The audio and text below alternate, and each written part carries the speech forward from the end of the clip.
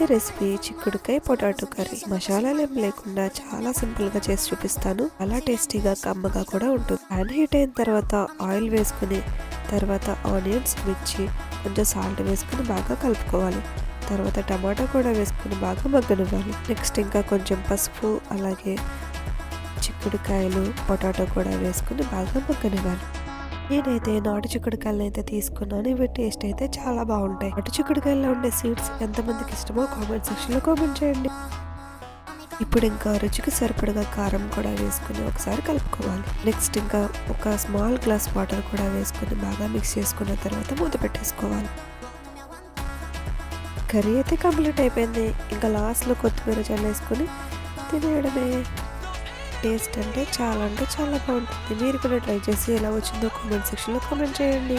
అలాగే మా channel first time చూసినట్లయితే లైక్ చేయండి, షేర్ చేయండి, సబ్స్క్రైబ్ చేయడం మర్చిపోండి.